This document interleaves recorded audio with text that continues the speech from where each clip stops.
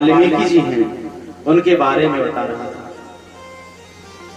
वाल्मीकि जी महाराज के मुख से जो एक कविता निकली है, प्रथम कविता, जो हिंदी काव्य की प्रथम कविता है, वह कब निकली? एक बार महर्षि वाल्मीकि स्नान ध्यान करने के लिए तमसा नदी, जो तमसा नदी है, वहां स्नान करने के लिए गए। स्नान करके जब ध्यान कर रहे थे तो ध्यान के सामने उन्होंने देखा कि एक क्रौंच और एक क्रौंचनी दोनों सामने क्रीड़ा कर रहे हैं। क्रौंच समझते हैं कौन है? क्रौंच पक्षी जानते हैं? क्रौंच पक्षी, क्रौंच पक्षी जो आजकल जब खेतों में पानी लगाते हैं ना, तो एक बड़ी गर्दन वाले एक सारस आते हैं, सारस, वैसे ही एक क्रौंच पक्षी होता है।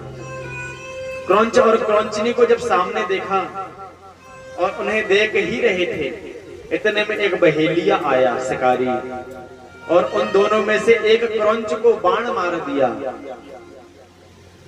तब वहां से जो क्रौंचनी है वो विलाप करने लगी, रुदन करने लगी, और उन दोनों का जो ये दृश्य है वह वाल्मीकि जी से नहीं देखा गया। और उनके मुख से सहसा एक वाक्य निकल गया, मान निषाद प्रतिष्ठामि तुम गमः शाश्वती समः,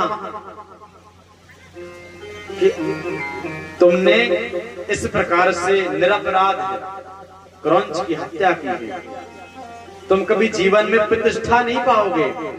उस बहेलियों को कहा, जो बहेलिया है उस बहेलियों को श्राप दिया कि तुम जीवन में प्रतिष्ठा नहीं प्राप्त कर पाओगे।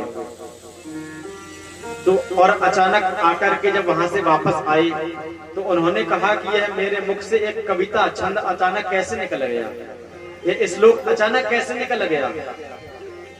आकर के जब भरद्वाज जी से पूछा तब उन्होंने इन्हें प्रथम आदि कवि के नाम से घोषित किया कि आप प्रथम आदि कवि हैं। तो बताया भैया बड़े बड़े जो कवि हैं ब्रह्मा जी के समान, वे भी इनको नहीं पहचान पा रहे। जब वो